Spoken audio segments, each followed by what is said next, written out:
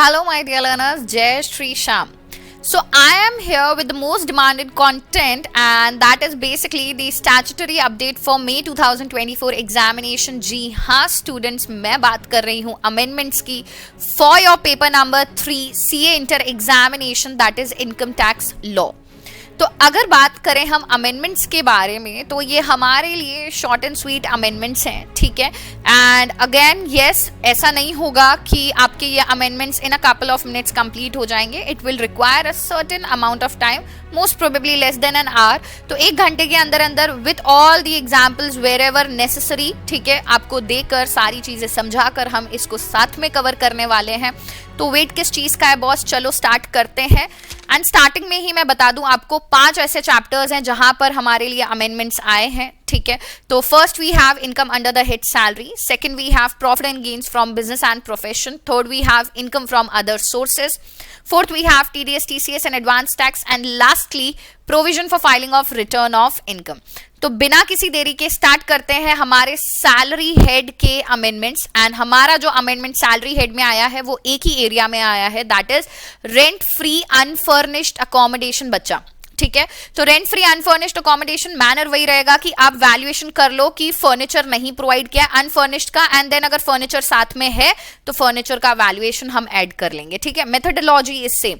Now पहला circumstances, अगर accommodation provide किया है सेंट्रल गवर्नमेंट ने या स्टेट गवर्नमेंट ने तो यहां पर कोई चेंज नहीं है. वैल्यूएशन कैसे किया जाएगा परक्विजिट का, अकोमोडेशन सेंट्रल गवर्नमेंट या स्टेट गवर्नमेंट प्रोवाइड कर रही है तो वैल्यूएशन डिटरमाइन करने के लिए हमें लाइसेंस फीस चाहिएगी जो खुद सेंट्रल गवर्नमेंट या स्टेट गवर्नमेंट डिटरमाइन करके देती है.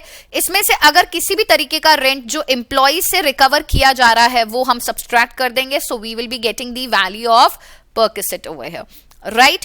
Now the most important area of the amendment is other than government employer. अगर accommodation जो है प्रोवाइड कर रहा है एम्प्लॉयर और वो हमारा गवर्नमेंट एम्प्लॉयर नहीं है, and the second condition is accommodation is owned by employer, accommodation employer का ही है. तो मैं आपको पहले रूबरू करा देती हूँ कि पहले क्या था और अब क्या हो गया है. तो देखो पहले क्या होता था, हमारे पास पॉपुलेशन का जो डेटा था बेटा वो 2001 के सेंसस के हिसाब से था. दैट वाज अगर आप ऐसी जगह पे रह रहे हैं जब आपको अकोमोडेशन दिया जा रहा है, एम्प्लॉयर ने दिया है, और अकोमोडेशन ऐसी सिटी में है जहां की पॉपुलेशन 10 लाख से कम है, तो हम 7.5% ऑफ द सैलरी लेते थे. अगर पॉपुलेशन 10 लाख से ज्यादा है बट 25 लाख से कम है तो हम बेसिकली 10% ऑफ सैलरी लेते थे. अगर पॉपुलेशन 25 लाख से ज्यादा है तो हम 15% ऑफ सैलरी लेते थे. और हर जगह पे सैलरी का मतलब होता था basic salary, dearness allowance which is included for the purposes of computing retirement benefit, that is DA terms वाला लेते थे, बोनस लेते थे, सारे के सारे अलाउंसेस लेते थे, एनी टाइप ऑफ कमीशन लेते थे, सारे के सारे monetary income excluding perks, right. तो ये सैलरी तो अभी भी सेम ही है बट यहां पे अब पॉपुलेशन के लिए जो हमारी लिमिट्स हैं वो चेंज हो गई हैं. It is basically updated as per the 2011 census, ठीक है. तो अब कैसे हमें कंसिडर करना है, देखो अगर आपको अकोमोडेशन एम्प्लॉयर ने प्रोवाइड किया है ऐसी सिटी में जहां की पॉपुलेशन 40 लाख से ज्यादा है बेटा, तो आपको सैलरी का 10% लेना होगा. जी हाँ, ये सबसे पहला चेंज है. आप ऐसी सिटी में रह रहे हैं जहां की पॉपुलेशन 40 लाख से ज्यादा है तो 10% ऑफ द सैलरी. आप ऐसी सिटी में रह रहे हैं जहां की पॉपुलेशन 15 लाख से तो ज्यादा है but it is equal to और लेस देन 40 लाख, ठीक है, तो it is 7.5% of salary. In other areas का मतलब हो गया 15 लाख से कम. जितनी भी सिचुएशन हुई जहां पे आपको एम्प्लॉयर ने अकोमोडेशन दिया है उस सिटी का पॉपुलेशन 15 लाख से कम है, ठीक है, या 15 लाख तक है, तो उस केस में 5% ऑफ द सैलरी, राइट. तो मैं आपको रिपीट करवा देती हूं, अगर आप ऐसी सिटी में रह रहे हैं जहां का पॉपुलेशन 15 लाख तक या उससे कम है तो 5% ऑफ द सैलरी, 15 लाख से ज्यादा है बट 40 लाख रुपए तक या उससे कम है तो 7.5% ऑफ द सैलरी, और आपको अकोमोडेशन ऐसी सिटी में दिया है जहां का पॉपुलेशन 40 लाख से भी ज्यादा है तो 10% ऑफ सैलरी आ जाएगा. अब जैसे भी आप इस पर्टिकुलर सिचुएशन से परक्विजिट का वैल्यूएशन निकालेंगे और कोई भी अमाउंट अगर एम्प्लॉय से रिकवर हुआ है तो वो हमें सब्सट्रैक्ट कर देना है. Value computed for from above shall be reduce by the rent if any paid by the employ. Employ ने कोई रेंट अपनी पॉकेट से पे करा है तो भाई वो उसके हाथ में टैक्सेबल नहीं होगा, ऑफ कोर्स वो हमें यहां से सब्सट्रैक्ट करना पड़ेगा, ठीक है. तो ये हुई first situation other than government employer की. सेकंड, मान लो अकोमोडेशन एम्प्लॉयर का खुद का नहीं है, एम्प्लॉयर ने भी रेंट पे लिया है या लीज पे लिया है एंड देन एम्प्लॉय को प्रोवाइड किया है, तो उस केस में हम हमेशा देखते थे जितने भी रेंटल या लीज चार्जेस एम्प्लॉयर पे करता था compared with 15% of the salary. तो यहां पर भी एक चेंज है। चेंज ये है कि अब वो 15% ऑफ सैलरी को हमने 10% ऑफ सैलरी कर दिया है कंपेयर्ड विद एक्चुअल लीज या rent charges paid by the employer for the occupied period which ever is less. तो पहले होता था 15% ऑफ सैलरी और the actual lease charges which ever is less, अब वो 15% की जगह 10% ऑफ सैलरी आ गया है। अगेन यहां पे भी अगर एम्प्लॉय ने अपनी पॉकेट से कोई रेंट पे करा है तो वो सब्सट्रैक्ट हो जाएगा। सो आई रिपीटेड, अगर एम्प्लॉयर ने खुद रेंट पे या लीज पे लेके एम्प्लॉय को दिया है तो इट इज 10% ऑफ सैलरी और एक्चुअल लीज और rental charges paid by the employer as reduce by any amount that is recovered from employ, right. Now the last case is accommodation अगर hotel में provide किया जा रहा है, अब चाहे एम्प्लॉयर गवर्नमेंट एम्प्लॉयर हो या अदर देन गवर्नमेंट एम्प्लॉयर हो, तो इट इज सेम, पहले भी सेम था अभी भी सेम ही है, यहां पर कोई चेंज नहीं है। It is 24% of the salary और actual amount that is employer paid, जो होटल के चार्जेस एम्प्लॉयर ने पे करोगे whichever is less as reduce by the rent if any actually paid by the employee. तो यहां पे कोई change नहीं है। Now the next point is अगर आपको अकोमोडेशन 15 दिन या उससे कम का दिया गया है on his transfer from one place to another, तो उस केस में कोई परक्विजिट नहीं होता है, टैक्सेबिलिटी अराइज नहीं आती है, ठीक है। नाउ अगेन वन पॉइंट जो पहले भी था और अभी भी सेम है, दैट इज अकोमोडेशन अगर दो प्लेसेस पे एक साथ आपको प्रोवाइड किया जाता है, ठीक है। ऐसे एम्प्लॉय जिनका ट्रांसफर कर दिया गया है और ट्रांसफर्ड एम्प्लॉय को पुरानी जगह पे भी अकोमोडेशन दिया गया है और नई जगह पे भी अकोमोडेशन दिया गया है, तो पहले 90 डेज के लिए बेटा किसी भी एक जगह की वैल्यू, ठीक है, दोनों का वैल्यूएशन हम करेंगे और जहां का वैल्यूएशन लोअर होगा, ठीक है, only the accommodation with the lower perquisite value taxable होगी पहले 90 दिन के लिए। और 90 दिन के बाद भी अगर एम्प्लॉय जो है दोनों अकोमोडेशंस को यूज कर रहा है तो दोनों प्लेसेस का जो वैल्यूएशन होगा वो एम्प्लॉय के हाथ में टैक्सेबल हो जाएगा, ठीक है। ये सेम ही था और सेम ही है। For a transferred employ provided with accommodation at both the old and the new locations, only the accommodation with lower perquisite value, वो अकोमोडेशन जहां पे परक्विजिट का वैल्यू कम आएगा वो पहले 90 डेज के लिए एम्प्लॉय के हाथ में टैक्सेबल हो जाएगा, दोनों में से कोई भी एक जिसका वैल्यूएशन कम है। बट 90 डेज के बाद दोनों अकोमोडेशंस जो है टैक्सेबल हो जाएंगी as perquisite in the hands of employ, right. Now सबसे इंपॉर्टेंट अमेंडमेंट जो आया है वो तो अब हम डिस्कस करेंगे, दैट इज रिमेंबर हमने कैपिटल गेन में बेटा कॉस्ट इन्फ्लेशन इंडेक्स का कंसेप्ट पढ़ा था। जी हाँ, CII जिसको हम बोलते हैं वो कॉन्सेप्ट अब ICI ने उठा के ले आया है सैलरी चैप्टर में भी वैल्यूएशन, परक्विजिट का वैल्यूएशन करने के लिए, राइट। तो ये क्या चीज है, ये किस तरीके का अमेंडमेंट है, चलो इसको देखते हैं। I will mark this particular area as important, ठीक है, तो ध्यान से सुनना। Value of perquisite to be restricted to cost inflation index where the accommodation provided to the same employee for more than one previous year, the value of perquisite shall not exceed the amount so calculated for the first previous year. Now first previous year as in मतलब first previous year का मतलब है ये जो हमारे लिए नए provisions आए हैं बेटा, ये प्रोविजंस पहली बार कौन से प्रीवियस ईयर में एप्लीकेबल हो रहे हैं, तो पहला साल इन प्रोविजंस की एप्लीकेबिलिटी के लिए is basically the previous year 23-24। तो हमें बताया भी जा रहा है कि देखो first previous year means the previous year 23-24 और the previous year in which the accommodation was provided to the employ, दोनों में से जो भी बाद में हो, ठीक है। तो पहला previous year 23-24 will be the first previous year जिसमें ये प्रोविजंस एप्लीकेबल हो रहे हैं, या वो साल जिसमें पहली बार एम्प्लॉय को अकोमोडेशन दिया जाए, दोनों में से जो भी बाद में हो रहा है, ठीक है। तो यहां पे बोला जा रहा है for the previous year 24-25। Students ध्यान से सुनना, देखो प्रीवियस ईयर 23-24 का बारे में ये पहली बार हमारे पास ये प्रोविजंस आ रहे हैं। बताया जा रहा है कि जब एक एम्प्लॉय को, क्या बोला मैंने, जब एक एम्प्लॉय को एक से ज्यादा साल के लिए, that is same accommodation same employ को एक से ज्यादा साल के लिए दे दिया जाता है, तो उस अकोमोडेशन का वैल्यूएशन जो है ना वो इसी तरीके से होगा जो हमें ये नया प्रोविजन दिया जा रहा है। बट किसी भी सिचुएशन में फॉर प्रीवियस ईयर 24-25, ठीक है भाई, आपने पहली बार उसको अगर अकोमोडेशन दिया है मान के चलो 23-24 में, तो उस साल तो वैल्यूएशन जो परकोसिट का कर रहे हो वैसे करते रहोगे। मान लो उसी एम्प्लॉय को आपने 24-25 में भी अकोमोडेशन दे दिया, सेम एम्प्लॉय को वापस से दे दिया, तो जब आप 24-25 का वैल्यूएशन करोगे उसके लिए आप बेस बनाओगे प्रीवियस ईयर, क्या बोला मैंने, उसके लिए आप बेस बनाओगे प्रीवियस ईयर 23-24 में जो परकोसिट का वैल्यूएशन आया था वो लोगे, एंड उसका कॉस्ट इन्फ्लेशन इंडेक्स करोगे विद द CII, क्या बोला मैंने, with the CII of 24-25 divided with the CII of 23-24।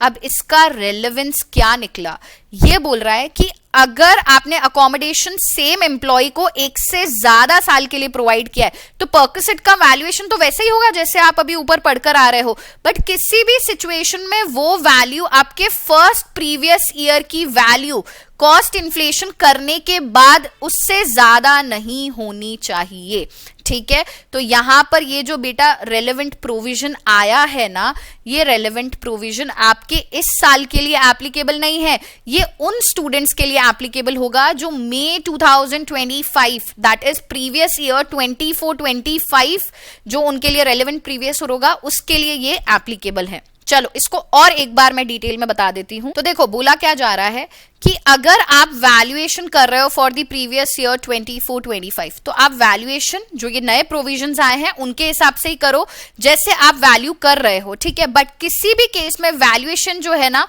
वो फर्स्ट प्रीवियस ईयर का जो परकोसिट वैल्यू था, क्या बोला मैंने, फर्स्ट प्रीवियस ईयर का जो परकोसिट वैल्यू था, फर्स्ट प्रीवियस ईयर मतलब प्रीवियस ईयर 23-24 जो आपने वैल्यूएशन करा था उसका कॉस्ट इन्फ्लेशन इंडेक्स करो। अब कॉस्ट इन्फ्लेशन इंडेक्स आपको उस साल का लेना है जिसके लिए आप वैल्यूएशन कर रहे हो, तो वैल्यूएशन तो हम 24-25 का कर रहे हैं, ठीक है। तो प्रेजेंट ईयर का divided by the cost inflation index of the year जिसकी परकोसिट वैल्यू की बात हो रही है दैट इज 23-24। तो ये वैल्यूएशन करने के बाद दैट इज प्रीवियस ईयर 24-25 का जो भी वैल्यू आएगा परकोसिट का वो किसी भी हालत में इस वैल्यू से ज्यादा नहीं होना चाहिए, ऐसा बोला जा रहा है। Is this point clear? तो अब आपको समझ में आया कि ये हमारे लिए एप्लीकेबल नहीं है, ये एप्लीकेबल होगा फॉर दी मई 2025, ठीक है। अभी आपको इस पर्टिकुलर अमेंडमेंट में क्या ध्यान रखना है, आपको ये ध्यान रखना है कि भाई अगर एम्प्लॉयर ने अकोमोडेशन खुद रेंट पे या लीज पे लेके करा है तो 10% है, या एम्प्लॉयर का खुद का अकोमोडेशन है तो वहां पे पॉपुलेशन सेंसस 2011 वाला आ गया है, ये चीजें आपको ध्यान रखनी है, ठीक है। तो यहाँ पे बोला जा रहा है where the accommodation provided to the same employee for more than one previous year the value of perquisite shall not exceed the amount so calculated for the first previous year as multiplied by the ratio of CII for the previous year for which value is calculated। हम value calculate कर रहे हैं 24-25 की, divided by the CII for the previous year in which the accommodation was initially, पहली बार जब accommodation employee को दिया गया था, तो पहली बार हमारे लिए relevant first previous year is 23-24। Is this point clear? Now the next point is accommodation is provided by central government or any state government to an employee serving on deputation। deputation का मतलब होता है बेटा जो temporary basis पे transfer कर देते हैं ना, कुछ दिन के लिए आप किसी अपनी परमानेंट लोकेशन से किसी दूसरी जगह पे जाकर अपनी सर्विसेज रेंडर कर रहे हैं, तो उस केस में उस एम्प्लॉय का एम्प्लॉयर कौन माना जाएगा, employer of such employ shall be that body और अंडरटेकिंग जहां पे एम्प्लॉय अपनी सर्विसेज डेपुटेशन पे, मतलब जिस जगह पे जाके आप अपनी सर्विसेज रेंडर कर रहे हैं उस पर्टिकुलर बॉडी या अंडरटेकिंग का जो एम्प्लॉयर होगा वही उस एम्प्लॉय का भी एम्प्लॉयर माना जाएगा। And the value of perquisite shall be calculated as if the accommodation is owned by the employer, माना जाएगा कि अकोमोडेशन एम्प्लॉयर का है, राइट। तो यहां पे next is valuation of furnished accommodation, nothing has changed. अगर फर्नीचर एम्प्लॉयर का है तो उस केस में ओरिजिनल कॉस्ट का 10% ले लेंगे। अगर फर्नीचर जो है एम्प्लॉयर ने खुद रेंट पे लिया या हायर पे लिया है तो उस केस में जो भी रेंटल या लीज चार्जेस एम्प्लॉयर पे कर रहा है as reduce by any amount that has been recovered from employ. तो सैलरी चैप्टर में बेटा ये चेंज था। Moving on to the profit and gains from business and profession, ठीक है। तो ये हमारा सेकेंड चैप्टर है। अब यहां पर हमने ना एक सेक्शन करा था that is section number 35D amortisation of preliminary expenditure. तो यहाँ पे कुछ एक्सपेंडिचर है बेटा जिसके रिस्पेक्ट में एक स्टेटमेंट आपको प्रिस्क्राइब्ड टाइम लिमिट में फर्निश करना पड़ेगा, तभी आपको ये जो एक्सपेंडिचर है इस पे एलिजिबल डिडक्शन मिलेगा कंटेन्ड अंडर सेक्शन 35D। तो ये कौन सी है? Time limit prescribed for furnishing statement of expenditure eligible for amortization. Assessee has to furnish a statement containing the particulars of expenditures in connection with, अगर आपने कोई feasibility report बनाई है या कोई project report बनाई है, उसके respect में कोई खर्चा हुआ है आपका, या आपने कोई market survey किया है या किसी भी तरीके का दूसरा survey that is necessary for the business of the assessee, या आपने कोई engineering services दी हैं relating to assessee's business, इन सारे खर्चों के respect में आपको prescribed statement prescribed time limit के अंदर अंदर फर्निश करना पड़ेगा, then only you will be eligible to claim the deduction under section 35D in respect of amortization of these mentioned expenses. और प्रिस्क्राइब्ड टाइम लिमिट क्या होगी?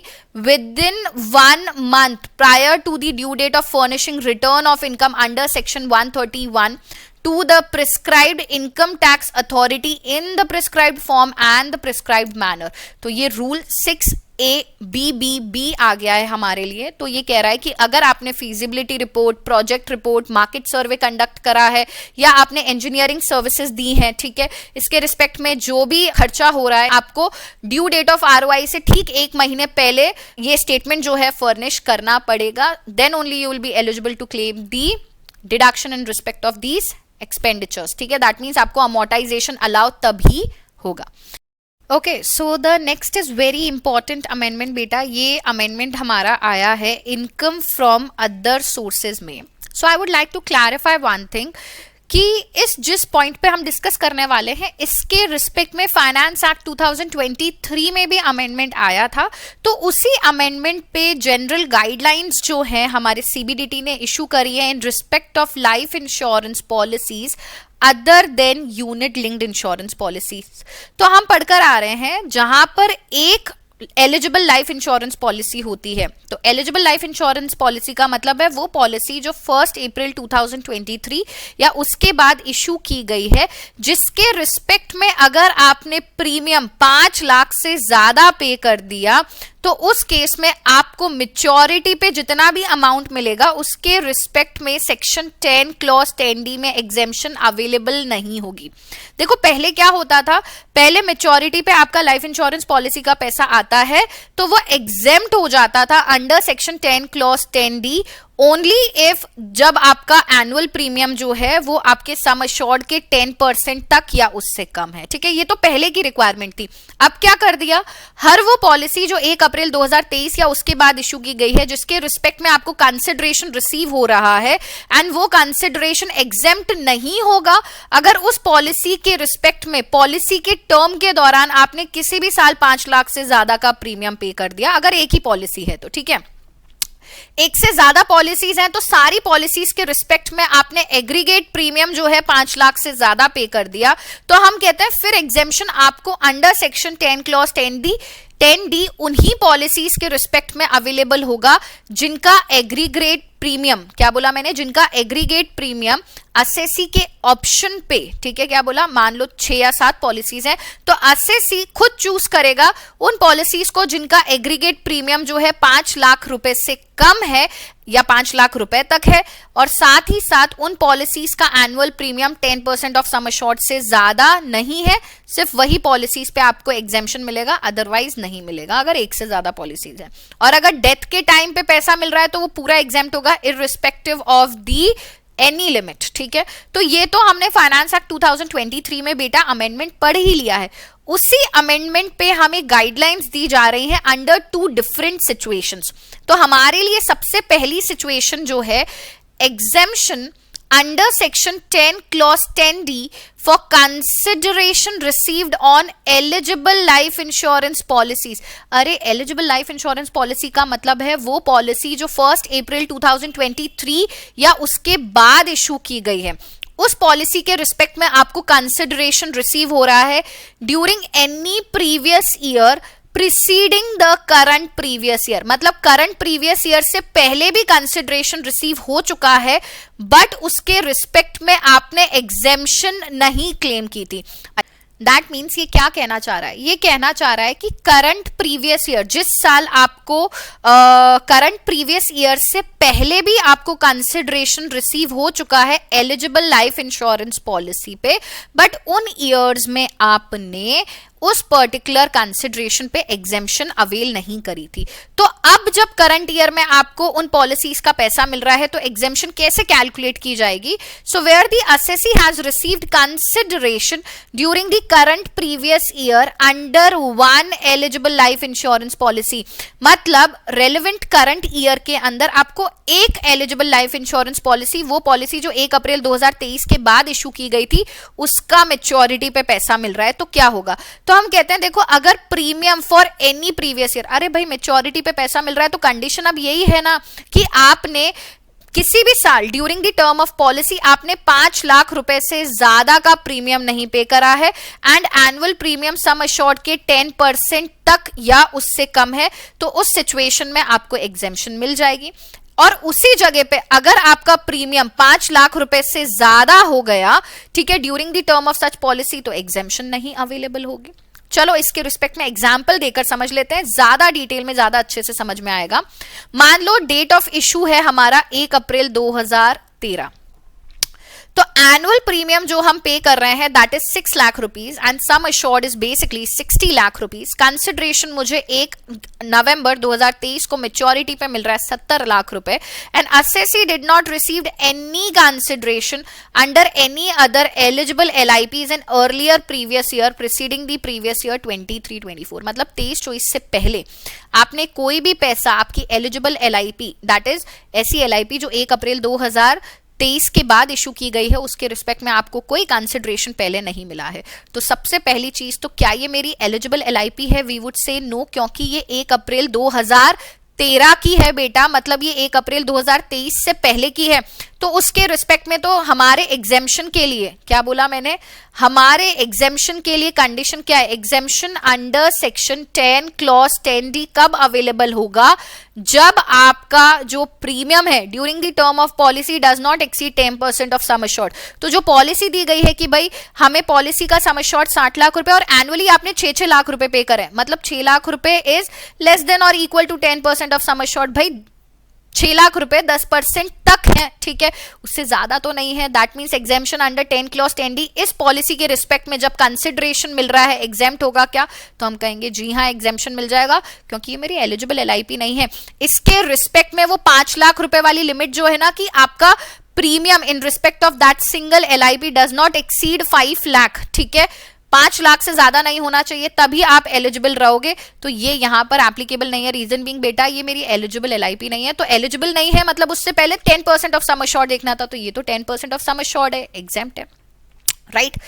एक और एग्जाम्पल देख लेते हैं, ठीक है। तो एक और एग्जाम्पल हमें थोड़ी और डिटेल्ड अंडरस्टैंडिंग देगा, व्हाई नॉट। चलो देखते हैं। Now date of issue is 1 April 2023। क्या ये मेरी एलिजिबल LIP है? तो I would say yes, this is my eligible life insurance policy, ठीक है, जिसके रिस्पेक्ट में मुझे कंसिडरेशन मिल रहा है। तो अब ध्यान से सुनो, करंट प्रीवियस ईयर में मुझे करंट प्रीवियस ईयर मुझे इस एग्जांपल में क्या दिया हुआ है? 2033, दैट इज 2033 मेच्योरिटी पे मुझे 70 लाख रुपए मिल रहे हैं। नोट में कह रहा है assessee did not received any consideration under any other eligible LIP in earlier previous year preceding the previous year. भाई पहले कुछ भी कंसिडरेशन मुझे मिला ही नहीं है। तो हम पढ़ी तो ये रहे थे कि कंसिडरेशन करंट प्रीवियस ईयर से पहले वाले सालों में मिला है, बट उसके रिस्पेक्ट में आपने एग्जेम्पशन नहीं ली है, तो हमें कंसिडरेशन मिला ही नहीं है, मतलब हमें करंट प्रीवियस ईयर में कंसिडरेशन मिल रहा है और ये मेरी एलिजिबल लाइफ इंश्योरेंस पॉलिसी है। तो इसके रिस्पेक्ट में मुझे एग्जेम्पशन, ठीक है, under section exemption under section 10 clause 10D available होगा only if the premium payable does not exceed 5 lakh rupees. Along with that आपका annual premium 10% of sum assured से ज्यादा नहीं होना चाहिए। तो देखो एनुअल प्रीमियम तो 10% ऑफ सम अश्योर्ड तक है, बट मेरा जो प्रीमियम है जो मैं पे कर रही हूं during the term of such policy वो 5 लाख रुपए से ज्यादा हो गया ना, तो क्या मुझे एग्जेम्पशन यहाँ पे अवेलेबल होगी? We would say no, exemption available नहीं होने वाली है. Is this point clear? Now first situation के अंदर ही हमारा सेकंड केस है जब असेसी ने कंसिडरेशन रिसीव किया है करंट प्रीवियस ईयर में अंडर मोर than one eligible life insurance policy. भाई एक से ज्यादा मतलब भाई 2 हो सकती हैं, 3 हो सकती हैं, ठीक है. एक से ज्यादा लाइफ इंश्योरेंस पॉलिसीज है, मतलब हम कह सकते हैं multiple eligible life insurance policies है, मतलब सारी की सारी लाइफ इंश्योरेंस पॉलिसी 1 अप्रैल 2023 के बाद है जिसके रिस्पेक्ट में आपको करंट प्रीवियस ईयर में पैसा मिल रहा है मैच्योरिटी पे. तो हम कहते हैं उन सारी लाइफ इंश्योरेंस पॉलिसीज का जो प्रीमियम है ना वो 5 लाख रुपए से ज्यादा नहीं होना चाहिए और उनका एनुअल प्रीमियम भी 10% ऑफ सम एश्योर्ड तक है, तब तो एग्जेम्पशन मिल जाएगा. बट कैसे भी अगर उन सारी पॉलिसीज का प्रीमियम आपका 5 लाख रुपए से ज्यादा हुआ तो उस सिचुएशन में आपको एग्जेम्पशन सिर्फ उन्हीं पॉलिसीज के कंसिडरेशन पे मिलेगा जिनका एग्रीगेट प्रीमियम 5 लाख रुपए तक है, साथ ही साथ उनका annual premium 10% of sum assured तक है. तो इन दोनों ही सिचुएशंस को समझने के लिए हम एक एक एग्जांपल देखेंगे ताकि आपको ये पॉइंट और अच्छे से समझ में आए. तो चलो let's move on to the example number 3. तो ये पहली सिचुएशन है जब आपको एक से ज्यादा पॉलिसीज के रिस्पेक्ट में करंट ईयर में कंसिडरेशन मिल रहा है. तो सबसे पहले देखो डेट ऑफ इशू आपका 1 अप्रैल 2023, 1 अप्रैल 2023. तो फर्स्ट चीज देखनी है क्या ये मेरी एलिजिबल लाइफ इंश्योरेंस पॉलिसी है? जी यस. कंसिडरेशन मुझे मेच्योरिटी पे 1 नवंबर 2023 में एक से ज्यादा पॉलिसीज पे मिल रहा है 32 लाख रुपए और 21 लाख रुपए. तो सबसे पहले मुझे देखना है कि मेरा जो एग्रीगेट प्रीमियम है, ठीक है, क्या मेरा जो एग्रीगेट प्रीमियम है बेटा इन respect of both the policies क्या ये 5 लाख रुपए तक है? तो 3 lakh plus 2 lakh aggregate premium does not exceed, aggregate premium मेरा एक्सीड नहीं करता है बच्चे 5 लाख रुपए को. साथ ही साथ दूसरी कंडीशन कि आपका जो एनुअल प्रीमियम है, क्या बोला मैंने, एनुअल प्रीमियम जो है इज लेस देन और equal to 10% of sum assured. तो भाई 3 लाख रुपए तो 10% ही है 30 लाख रुपए का, मतलब उससे ज्यादा नहीं है आपका एनुअल प्रीमियम. एंड ईदर भी 2 lakh rupees is less than और equal to 10% of sum assured. तो मेरी दोनों ही सिचुएशंस पूरी हो रही हैं, राइट. तो इस केस में क्या मुझे एग्जेम्पशन मिल जाएगा? जी हाँ, exemption available under section 10 clause 10 D. तो मैं कहूंगी एग्जेम्पशन अवेलेबल हो जाएगी. तो हमारा ये वाला जो केस है इसके रिस्पेक्ट में एग्जाम्पल नंबर 3 है. नाउ अगर एक से ज्यादा पॉलिसीज के रिस्पेक्ट में कंसिडरेशन मिल रहा है और एग्रीगेट प्रीमियम 5 लाख से ज्यादा है तो वही पॉलिसीज का कंसिडरेशन एग्जेम्प्ट होगा जिनका एग्रीगेट प्रीमियम 5 लाख रुपए तक या उससे कम है एंड सम एश्योर्ड के 10% से ज्यादा आपने एनुअल प्रीमियम नहीं पे करा है, ठीक है. तो एक और एग्जाम्पल देखेंगे और अच्छे से डिटेल में समझ में आएगा. अब देखो कितनी पॉलिसीज हैं, एक्स ए बी सी, ठीक है. अब डेट ऑफ इशू 1 अप्रैल 2022, क्या ये मेरी एलिजिबल पॉलिसी है? We would say not eligible. But 1 April 2023, 1 April 2023 and 1 April 2023, but ये जो 3 है ए बी और सी, ये तीनों ही मेरी एलिजिबल लाइफ इंश्योरेंस पॉलिसीज हैं बेटा. क्या ए बी और सी तीनों ही मेरी एलिजिबल लाइफ इंश्योरेंस पॉलिसीज है. तो अब देखो सबसे पहले हम एक्स की बात कर लेते हैं क्योंकि एक्स के रिस्पेक्ट में मेरे को बेटा कंसिडरेशन रिसीव हो रहा है as on 1 November 2032. That is यहां पे क्या हो रहा है, मेरे करंट ईयर से पहले, क्या बोला मैंने, करंट प्रीवियस ईयर से पहले मुझे ये पैसा क्या हो रहा है, रिसीव हो रहा है, ठीक है. तो ये देखो 62 लाख रुपीस मुझे मिल रहा है. तो भाई अगर एलिजिबल पॉलिसी नहीं है तो उसके रिस्पेक्ट में तो हम सिर्फ इतना देखते थे कि आपका annual premium 10% of sum assured तक या उससे कम होना चाहिए. तो यहां पर तो 10% of sum assured, exactly 10% of sum assured है. तो ये जो मैच्योरिटी पे पैसा मिल रहा है ये तो पूरा एग्जेम्प्ट हो जाएगा बेटा. ये क्या हो जाएगा, ये तो पूरा एग्जेम्प्ट हो जाएगा इन द प्रीवियस ईयर 2032-33. अब बात करते हैं एलिजिबल एलआईपीज का. अगर एलिजिबल एलआईपीज जो हैं आपकी 1 अप्रैल 2023 या उसके बाद की, जिसके रिस्पेक्ट में आपको करंट प्रीवियस ईयर में, क्या बोला मैंने, करंट प्रीवियस ईयर में क्या मिल रहा है, करंट प्रीवियस ईयर में आपको मैच्योरिटी का पैसा मिल रहा है. तो भाई एक से ज्यादा पे मिल रहा है.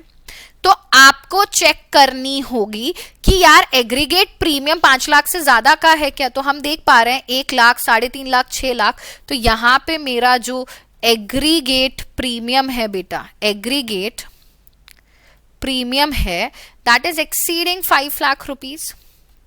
तो उस केस में एसएससी के ऑप्शंस पे सिर्फ वही पॉलिसीज जो एलिजिबल लाइफ इंश्योरेंस पॉलिसीज है जिसके रिस्पेक्ट में प्रीमियम जो एग्रीगेट 5 लाख रुपए तक है। अब देखो यहां पे तो वैसे ही 6 लाख है, तो ये तो एलिजिबल हो ही नहीं सकती फॉर दी एग्जेम्पशन।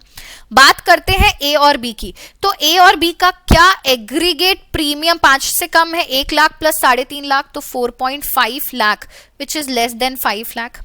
साथ ही साथ क्या इनका annual premium 10% of the sum assured है, तो 1 लाख 10 लाख का 10% है, एंड 3.5 लाख जो है 35 लाख का 10% है, मतलब 10% ऑफ सम अश्योर्ड भी है। दैट मीन्स 3 में से सिर्फ 2 ही एलिजिबल लाइफ इंश्योरेंस पॉलिसीज पे, दैट इज ए और बी पे आपको क्या मिल जाएगा। Just a second, we can just write it like this, A and B eligible for exemption, eligible for exemptions under section 10 clause 10D. So note में क्या कह रहा है, assessee did not receive any consideration under any other eligible LIP in earlier previous year preceding the previous year 33-34 except, भाई हमने ये देख ही लिया कि भाई करंट प्रीवियस ईयर से पहले आपने रिसीव करा है बट वो एलिजिबल नहीं है। ठीक है, इज दिस पॉइंट क्लियर। तो यहाँ पे हमारा जो फर्स्ट सिचुएशन है बेटा वो पूरी तरीके से कवर हो जाती है। Let's move on to the next situation. अब ज्यादा टाइम नहीं लगेगा, अब चीजें हमें आराम से समझ में आ जाएंगी। अब सेकंड सिचुएशन में ये कह रहा है कि आपको कंसिडरेशन असेसी को मिल रहा है एक या एक से ज्यादा एलिजिबल लाइफ इंश्योरेंस पॉलिसीज पे, ठीक है, जो कि इशू की गई थी 1 अप्रैल 2023 या उसके बाद। तो आपको करंट प्रीवियस ईयर से पहले मिल चुका है। देखो मेरा करंट प्रीवियस ईयर जो है उससे पहले एलिजिबल लाइफ इंश्योरेंस पॉलिसीज के रिस्पेक्ट में आपको कंसिडरेशन मिला है और आपने एग्जेम्पशन भी क्लेम करी है। ऊपर क्या बोल रहा था, एग्जेम्पशन नहीं क्लेम करी है।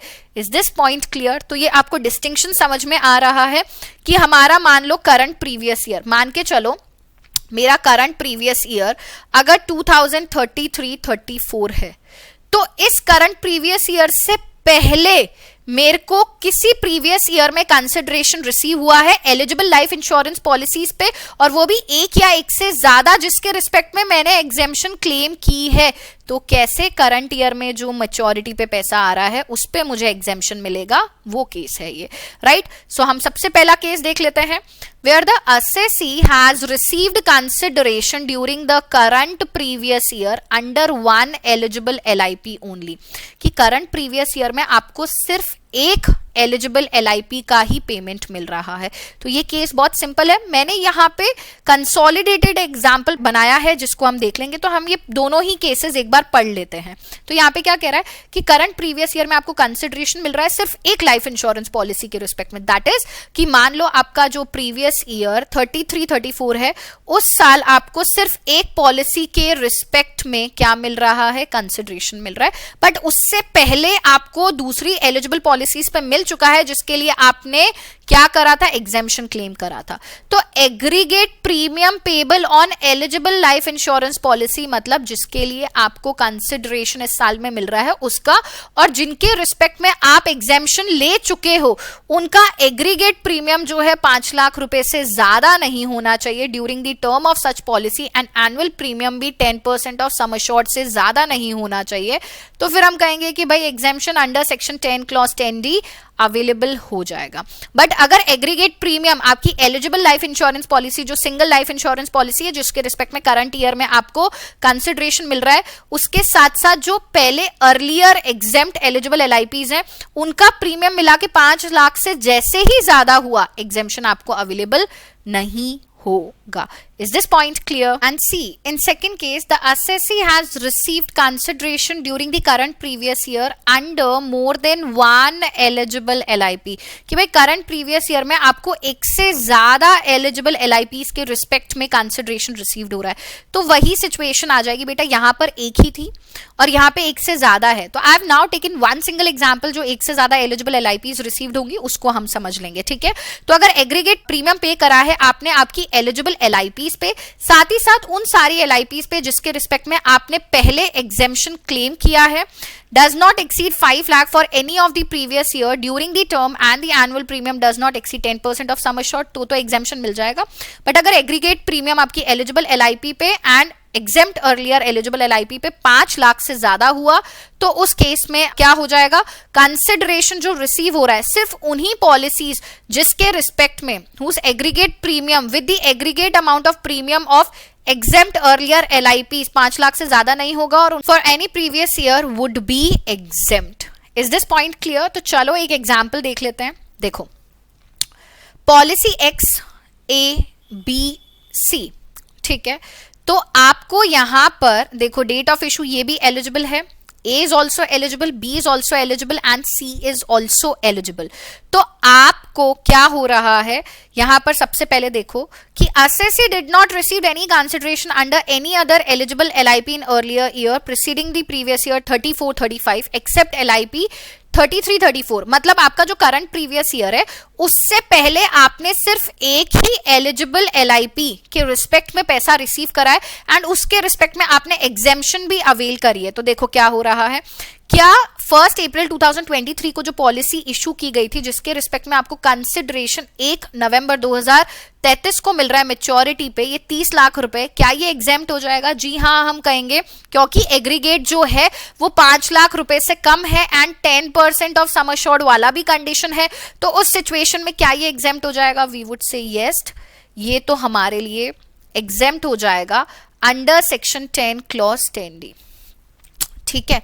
अच्छा, अब ऐसा भी हो सकता है किसी एग्जाम्पल में मान लो यहाँ पे X की जगह Y है, एक से ज्यादा पॉलिसीज जो आपको करंट प्रीवियस ईयर से पहले मिली हैं, ठीक है, तो वो भी सिचुएशन आप देख सकते हैं. ठीक है, हमने यहाँ पे एक लिया है जिसमें मैं आपको समझाने की कोशिश कर रही हूं, A, B and C. Now see understand, यहाँ पे मेरा जो एनुअल प्रीमियम है इन सारी पॉलिसीज के रिस्पेक्ट में 2 लाख, 2.5 लाख, 6 लाख, ठीक है, ये मेरा क्या है, क्या 5 लाख से ज्यादा है? जी हाँ, ये मेरा 5 लाख से ज्यादा है. तो यहां पर देखो केस कौन सा कंसिडर किया जा रहा है, यहां पे ये वाला केस आ रहा है बेटा पिक्चर में, राइट. तो यहां पे मेरी 5 लाख से ज्यादा है, तो अब मुझे एग्जेम्पशन सिर्फ उन्हीं पॉलिसीज के रिस्पेक्ट में मिलेगी जिनके साथ मेरा एग्रीगेट प्रीमियम मेरा जो करंट ईयर में मुझे कंसिडरेशन मिल रहा है उन पॉलिसीज के रिस्पेक्ट में अलोंग विद वो एग्जेम्प्टेड अर्लियर एलिजिबल पॉलिसीज. तो इसके रिस्पेक्ट में मैंने पहले एग्जेम्पशन ले लिया है, तो इसके साथ साथ आने वाला देखो ये तो कैसे भी हो नहीं सकता. ठीक है, ये तो 5 लाख से ज्यादा है, मतलब A या B में से कोई एक ही रहेगा. तो A या B में से मैम मुझे 2 लाख रुपए लेना चाहिए, क्योंकि पहले की भी लिमिट काउंट होगी कि अगर मैं X और A को लेती हूं तो मिला के मेरा एग्रीगेट प्रीमियम जो है वो 4.5 लाख रुपए होता है. ठीक है, तो यहां पर मुझे 4.5 लाख रुपए जो है 5 लाख से कम है, तो मुझे एग्जेम्पशन मिल जाएगा. B को लेती हूं तो X के 2.5 लाख और B के 2.5 लाख रुपए एनुअल प्रीमियम मुझे देखना है. भाई मुझे एग्रीगेट प्रीमियम एक से ज्यादा पॉलिसीज पे चेक करना है, तो वो 5 से ज्यादा नहीं होना चाहिए. तो बेनिफिशियल तो B ही रहेगा, राइट. बेनिफिशियल तो मेरे लिए B ही रहेगा. तो मैं X पे तो एग्जेम्पशन क्लेम कर चुकी हूं, अब मुझे उस पॉलिसी के रिस्पेक्ट में एग्जेम्पशन अवेलेबल होगा अंडर सेक्शन 10 क्लॉज 10D जिसका एग्रीगेट प्रीमियम, ठीक है, इसका aggregate premium along with earlier exempted eligible LIP के साथ प्रीमियम 5 लाख रुपए तक है. तो I will be choosing 2 because यहां पर मेरा पैसा जो है ना मेच्योरिटी पे वो 38 लाख रुपए बेटा, A में 24 लाख रुपए है. तो बेनिफिशियल असेसी के लिए B रहेगा, वहां पे 5 लाख की लिमिट भी एग्जॉस्ट नहीं हो रही है एंड मेच्योरिटी पे पैसा भी ज्यादा है. I hope this part is clear. देखो ये केसेस बहुत इजी हैं स्टूडेंट्स, बट इन केसेस में आप कंफ्यूज ना हो जाएं, इसलिए रेलेवेंट एग्जांपल साइमल्टेनियसली हमने डिस्कस करें, right. Now clarification on GST component. अब देखो यहाँ पे हर जगह पे जब भी आप प्रीमियम पे करो इन रिस्पेक्ट ऑफ सिंगल या एग्रीगेट पॉलिसी, हर जगह पे यहाँ पर जो अमाउंट है that would be exclusive of GST payable on such premium, that is premium या aggregate premium payable for LIP other than ULIP issued on or after, ठीक है, would be exclusive. GST component उसमें include नहीं किया जाएगा. Now next is clarification on the premium of term life insurance policy. तो ये जो 5 लाख रुपए की लिमिट है ना बेटा on the premium payable does not apply to term insurance policies. अब ये term insurance policies क्या होती हैं? पॉलिसीज ऐसी पॉलिसी जिसके रिस्पेक्ट में पैसा नॉमिनी को तभी पे किया जाता है जब इंश्योर्ड पर्सन की डेथ हो जाती है ड्यूरिंग द पॉलिसी टर्म, ठीक है।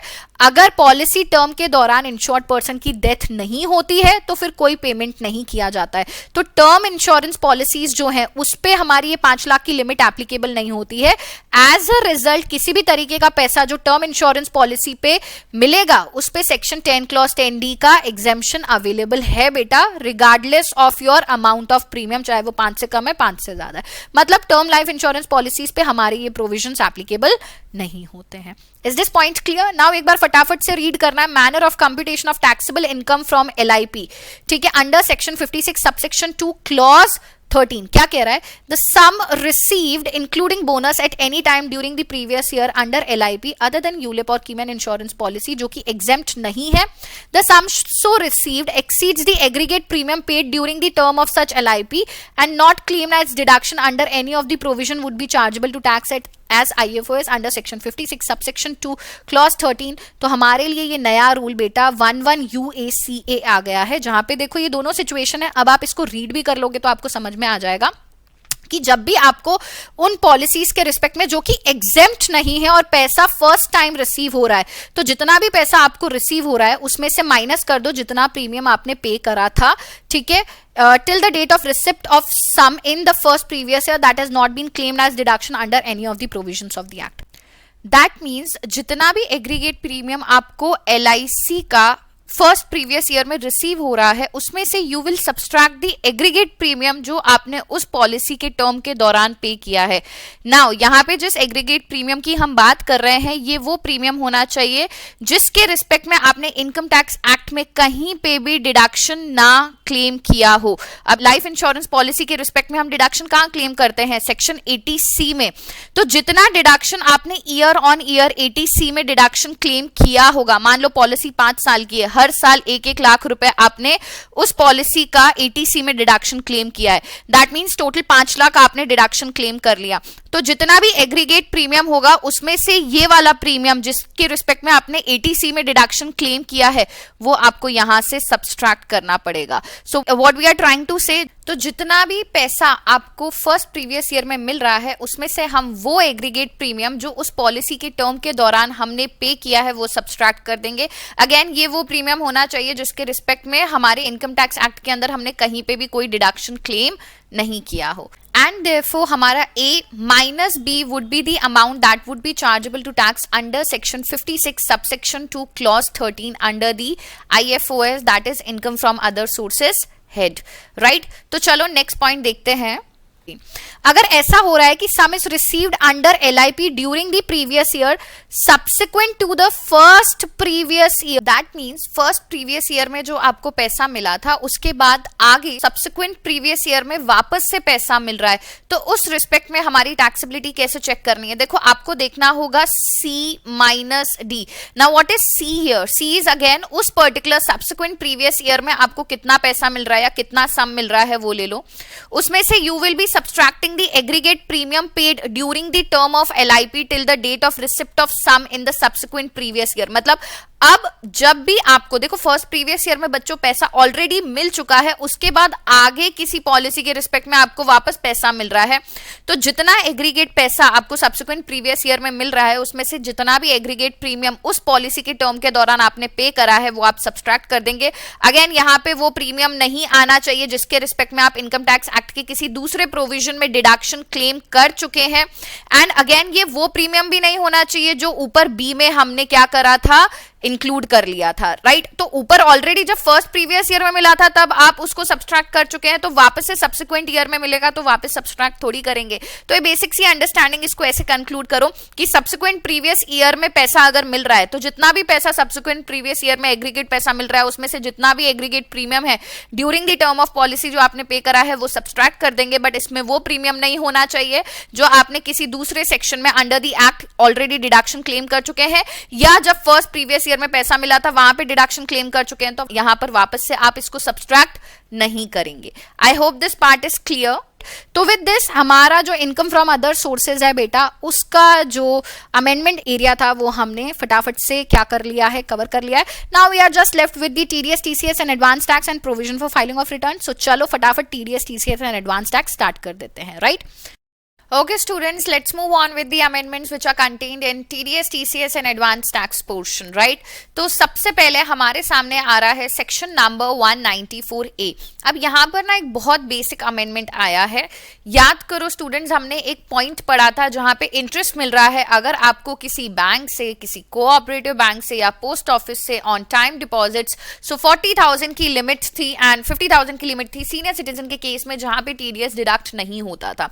तो इसी सेगमेंट में एक स्कीम इंट्रोड्यूस की गई है बेटा, जिसका नाम है महिला सम्मान सेविंग सर्टिफिकेट 2023, जहां पे वन टाइम स्कीम है ये, जहां पे 2 साल के लिए स्टार्टिंग फ्रॉम 1 अप्रैल 2023 टू 31 मार्च 2025, जहां पे आपको 2 लाख रुपए एक बार में वन टाइम स्कीम में 2 लाख रुपए आपको डिपॉजिट करने पड़ेंगे एंड वहां पे डिपॉजिट आपको 2 इयर्स के लिए करना पड़ेगा in the name of any women और एनी गर्ल। ठीक है, द स्कीम इटसेल्फ सेज कि ये महिला सम्मान सेविंग सर्टिफिकेट है जहां पे 2 साल के लिए एक ही बार में आपको 2 लाख रुपए डिपॉजिट करने पड़ेंगे, जिसपे आपको 7.5% पर एनम की रेट से इंटरेस्ट मिलेगा जो कि क्वार्टरली कंपाउंड होगा। ठीक है, तो यहां पे बोला जा रहा है कि सेक्शन 194A में उस पर्टिकुलर इंटरेस्ट पे TDS नहीं डिडक्ट होगा। रीजन बीइंग यहां पे ये जो है 2 इयर्स के लिए और इंटरेस्ट जो है 40,000 से ज्यादा नहीं होगा, इसलिए।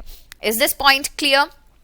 चलो, बहुत बेसिक सा छोटा सा अमेंडमेंट था। सेक्शन 194BA इंट्रोड्यूस कर रहे हैं यहां पर। अब ये 194BA जो है बेटा, ये ऑनलाइन गेम्स पे होने वाली विलिंग पे TDS की बात हमने ऑलरेडी हमारे फाइनेंस एक्ट 2023 में देख लिया था कि 30% की रेट से TDS डिडक्ट होता है जब भी कोई पर्सन जो गेम ऑनलाइन गेम एक्सेस कर रहा है वो और अपने यूजर अकाउंट से वो विनिंग्स को विड्रॉ करता है, तो विड्रॉल के टाइम पे या at the end of financial year, ठीक है, तो TDS 30% की रेट से डिडक्ट होता है। उस एरिया में अमेंडमेंट आया है, तो चलो देखते हैं। पेमेंट टू एनी पर्सन, किसी भी पर्सन चाहे रेसिडेंट है या नॉन रेसिडेंट है जिसको विनिंग्स हो रही हैं from online game during the financial year on net winnings in his user account, ठीक है, computed in the manner as may be prescribed at the end of the financial year at the rates in force that is 30%। तो यहाँ पे CBDT ने कुछ guidelines issue करी है clarify करने के लिए। तो वो गाइडलाइंस क्या है? देखो क्या होता है ना, large number of gamers play with very insignificant amount. Insignificant का मतलब बहुत छोटे छोटे अमाउंट के लिए वो लोग खेलते हैं और फिर वो विड्रॉ भी बहुत छोटा छोटा अमाउंट करते हैं। तो इसकी वजह से TDS अंडर सेक्शन 194BA जो है उसका कंप्लायंस जो है बहुत ज्यादा बढ़ जाता है। तो क्या इस एरिया में कोई रिलैक्सेशन मिल सकती है जो TDS डिडक्ट कर रहा है? रीजन बीइंग यार बहुत छोटे छोटे अमाउंट के लिए जो प्लेयर्स होते हैं वो गेम खेलते हैं, ठीक है, एंड विड्रॉ भी बहुत छोटा छोटा अमाउंट कर रहे हैं, तो वहां पे TDS कंप्लायंस बहुत ज्यादा बढ़ जाएगा। तो कुछ रिलैक्सेशन है इस एरिया में। तो यहाँ पे बोला जा रहा है कि देखो अगर आप विड्रॉ कर रहे हो under ₹100 in a month by gamer, TDS 194B में मैंडेटरी नहीं है। 100 रुपए तक या उससे कम अगर आप विड्रॉ कर रहे हो तो TDS डिडक्ट नहीं होगा। हाँ, अगर उसी महीने में आपकी जो नेट विनिंग्स है 100 रुपीज से एक्सीड कर जाती है उस महीने में या किसी भी आने वाले मंथ में, दैट इज सब्सिक्वेंट मंथ में, तो TDS उस टाइम डिडक्ट कर दिया जाएगा या फाइनेंशियल ईयर के एंड पे। तो TDS डिडक्शन का रिक्वायरमेंट तो सेम ही है एंड डिडक्टर जो है वो रिस्पॉन्सिबल है for paying the difference if user account balance is insufficient at the time of tax deduction. अब देखो क्या होता है कि या तो विड्रॉल के टाइम पे TDS डिडक्ट हो जाता है या तो फाइनेंशियल ईयर के एंड पे, ठीक है। तो यहाँ पे जो डिडक्टर है जो TDS डिडक्ट कर रहा है, अगर वो उसको ईयर एंड पे लगता है कि नहीं यार यूजर अकाउंट में बैलेंस सफिशिएंट नहीं है, तो जो डिफरेंस जिससे टैक्स कम पड़ रहा है उसको पे करने का रिस्पॉन्सिबिलिटी डिडक्टर का है। Is this point clear? चलो, सो नेक्स्ट पॉइंट जो है इसके रिस्पेक्ट में हमने पहले भी बात करी है, ठीक है। So when net winnings are in kind how will TDS under section 194BA operate? देखो अगर विनिंग्स काइंड में होती हैं, ठीक है, कैश में है, पार्टली कैश में है, पार्टली काइंड में है और कैश इतना सफिशिएंट नहीं है कि वो पूरी टैक्स लायबिलिटी को कवर कर सके, तो इस केस में पेयर जो है ना उसके ऊपर एक रिस्पॉन्सिबिलिटी डाल दी कि भाई देखो तुम जो है विनिंग्स तभी रिलीज करोगे जब ये इंश्योर कर लो कि जो डिडक्टी है, ठीक है, उसने पूरा पेमेंट टैक्स का कर दिया है या ऑल्टरनेटिव वे में जो डिडक्टर है वो भी टैक्स गवर्नमेंट को रिमिट कर सकता है, उसके बाद ही विनिंग्स का पैसा और जो विनिंग्स काइंड में है वो रिलीज करोगे। So if winnings are wholly or partly in kind and cash portion is insufficient to cover the tax liability, payer must ensure tax payment before releasing the winnings। The deductor can release winnings in kind once the deductee provides proof of tax payment or as an alternative deduct tax under section 194BA and remit it to the government. Is this point clear? चलो हम आ जाते हैं next question पे. How will the valuation of winnings in kind required to be carried out. अब जो kind में winnings होती है उनका वैल्यूएशन कैसे करें, तो हमें यहाँ पे अंडरस्टैंडिंग दी जा रही है कि देखो विनिंग्स जो भी काइंड में उनका वैल्यूएशन फेयर मार्केट वैल्यू पे होगा एक्सेप्ट जो स्पेसिफिक सिनेरियोज हैं. अब वो स्पेसिफिक सिनेरियोज क्या है, अगर ऑनलाइन गेम इंटरमीडियरी ने जो विनिंग्स थी वो परचेज काइंड में जो आप विनिंग्स प्रोवाइड करवा रहे हो यूजुअली वो फेयर मार्केट वैल्यू पे वैल्यू की जाती है. बट अगर ऑनलाइन गेमिंग इंटरमीडियरी जो है उन्होंने विनिंग्स पहले से ही परचेज करके रखे हैं, तो जो भी परचेज प्राइस उन्होंने अंडरटेक किया था उन विनिंग्स को परचेज करने के लिए, या मान लो ऑनलाइन गेम इंटरमीडियरी मैन्युफैक्चर कर रहा है वो विनिंग्स जो है वो आइटम मैन्युफैक्चर किए जा रहे हैं, तो जो प्राइस आप कस्टमर से चार्ज करोगे वही वैल्यू उन विनिंग्स इन काइंड की भी मानी जाएगी. That is price charge to the customer for those item is the value. Now it's important to note that GST not included in valuation of winning for TDS under section 194B. जिस भी portion पे TDS deduct होता है उसमें GST का component include नहीं होता है, ये तो हमें पता ही है. चलो आ जाते हैं हम हमारे सबसे मोस्ट स्पोकन टॉपिक पे, बिकॉज सी फाइनेंस एक्ट 2023 में इस एरिया में बच्चे अमेंडमेंट आया है. ठीक है ना, उस अमेंडमेंट के रिस्पेक्ट में ही क्या हो रहा है, गाइडलाइंस की कहीं भी कोई डिफिकल्टी पढ़ने में आए तो उनको रिमूव करने के लिए जो टीसीएस एप्लीकेबल होता है under section 206C subsection 1G, उसके रिस्पेक्ट में हमारे लिए गाइडलाइंस आई हैं on LRS and OTPP, liberalise remittance scheme and overseas tour package programme पे. ठीक है, तो यहाँ पे देखो हो क्या रहा है, हमें कुछ क्वेश्चंस और आंसर्स दिए हैं जहां पर हम हमारी जो डिफिकल्टी है उसको हम बिल्कुल तरीके से हटा देंगे. देखो अब होता क्या है, मैं आपको प्रोविजन रिवाइज करवा देती हूँ. Now see students, what has happened इस पर्टिकुलर फाइनेंशियल ईयर में, जब मैं बात कर रही हूँ फाइनेंशियल ईयर 23-24 की, हमारे फाइनेंस एक्ट 2023 में अमेंडमेंट आया था. ये एक ऐसा ईयर है जहां पे section number 206C subsection 1G के स्टार्टिंग 6 मंथ्स में we have a different rates and last 6 months में दैट इज ऑन और after 1 October 2023 we have a different understanding. So इस पर्टिकुलर टेबल के थ्रू हम वो सारे कंफ्यूजन्स को दूर करने की कोशिश करते हैं. देखो फर्स्ट पॉइंट में क्या कह रहा है, अगर रेमिट कर रहे हो मतलब आप इंडिया के बाहर पैसा भेज रहे हो for the purpose of education, पढ़ने के लिए या मेडिकल ट्रीटमेंट के लिए. अब यहाँ पे पढ़ाई के रिस्पेक्ट में क्या बोल रहा है कि other than mentioned in second point below. तो सेकंड पॉइंट में बोल रहा है कि इसमें भी आप इंडिया के बाहर पैसा भेज रहे हो, ठीक है, बट इंडिया के बाहर आप एजुकेशन के लिए जो पैसा भेज रहे हो आप पहले लोन ले रहे हो, जिसके रिस्पेक्ट में आपको 80E में डिडक्शन अवेलेबल हो जाता है under the chapter 6A from gross total income, अगर आपने डिफॉल्ट टैक्स रिजीम ऑप्ट नहीं करी है. ठीक है, तो फर्स्ट में और सेकंड में क्या डिफरेंस है, फर्स्ट में आप एजुकेशन पर्पस के लिए इंडिया के बाहर पैसा भेज रहे हो, मेडिकल ट्रीटमेंट के लिए इंडिया के पास पैसा भेज रहे हो, whether it is before 1st October 2023 or it is on or after 1st October 2023, 7 lakh तक तो कोई TCS है ही नहीं. अच्छा 7 लाख के बाद ना 5% की रेट से TCS एप्लीकेबल हो जाएगा. ठीक है, सेकंड पॉइंट में कह रहा है इंडिया के बाहर आप पढ़ने के लिए एजुकेशन पर्पस के लिए ही पैसा भेज रहे हो, बट इस केस में आप पहले लोन ले रहे हो और वो पैसा उसके बाद लोन लेके पैसा आप रिमिट कर रहे हो, तो उस केस में 7 लाख तक कोई टीसीएस नहीं है, चाहे बिफोर 1 अक्टूबर 2023 हो या ऑन और आफ्टर 1 अक्टूबर 2023 हो. 7 लाख से ऊपर 0.5% की रेट से आपको क्या करना पड़ेगा, टीसीएस आपसे कलेक्ट किया जाएगा. ठीक है, तो 0.5% की रेट से in case you are remitting the money for education purpose by undertaking a loan from the financial institution referred under section 80E. तो ये दोनों पॉइंट्स तो समझ में आ गए. अच्छा, एजुकेशन या मेडिकल ट्रीटमेंट के हिसाब से या एजुकेशन पर्पस के लिए लोन लेके पैसा आप इंडिया के बाहर रेमिट कर रहे हो, इन पॉइंट्स को छोड़ दे तो बाकी सारे केसेस के अंदर अगर आपने पैसा इंडिया के बाहर रेमिट करा है, इन दोनों फर्स्ट और सेकंड पॉइंट के केस को छोड़ के इंडिया के बाहर आप पैसा पे कर रहे हो, तो चाहे 1 अक्टूबर 2023 से पहले हो या ऑन और आफ्टर 1 अक्टूबर 2023, देखो 7 लाख तक तो कोई टीसीएस एप्लीकेबल नहीं होगा. ठीक है, तो फर्स्ट हाफ की अगर बात करें 1 अक्टूबर 2023 से पहले तो 7 लाख तक कोई टीसीएस नहीं है, बट 7 लाख से ऊपर होते ही 5%. ठीक है, एंड अगर बात करें ऑन और आफ्टर 1 अक्टूबर 2023, 7 लाख तक कोई टीसीएस नहीं है एंड 7 लाख से ऊपर होते या 5 की जगह 20% हो जाएगा। तो चेंज क्या है, पहले 7 लाख के ऊपर 5% लगता था, अब 20% लगेगा। And overseas tour package programme के केस में पहले क्या होता था 1 अक्टूबर 2023 से पहले कि कोई थ्रेशोल्ड लिमिट नहीं है, सीधा 5% टीसीएस आपसे कलेक्ट किया जाएगा। तो 1 अक्टूबर 2023 या उसके बाद क्या चेंज आया है कि देखो 7 लाख तक 5% कर दिया उसको और 7 लाख के ऊपर 20% की रेट से आपसे टीसीएस कलेक्ट किया जाएगा। दैट मींस ओटीपीपी में लिमिट जो है पहले मैटर नहीं करती थी, स्ट्रेट अवे 5%। अब 1 अक्टूबर 2023 या उसके बाद लिमिट मैटर करती है कि टीसीएस तो कलेक्ट होगा बट 7 लाख तक 5% होगा और 7 लाख के ऊपर 20% होगा। तो देखो इसमें बहुत सारे डाउट्स आ जाते हैं बच्चों को कि मैम ये पहले 6 महीने में 7 लाख और बाद के 6 महीने में 7 लाख अलग अलग है क्या? नहीं, ये पूरे साल भर के लिए एक ही लिमिट है बेटा।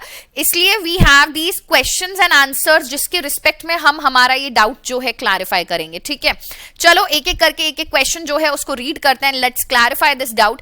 Whether payment through overseas credit card would be counted in LRS. तो यहां पर जो हमारा क्लैरिफिकेशन आया वो कहता है कि नहीं, TCS on expenditure through international credit card while being overseas till further order. तो इंटरनेशनल क्रेडिट कार्ड पे अभी कोई TCS कलेक्ट नहीं किया जाएगा।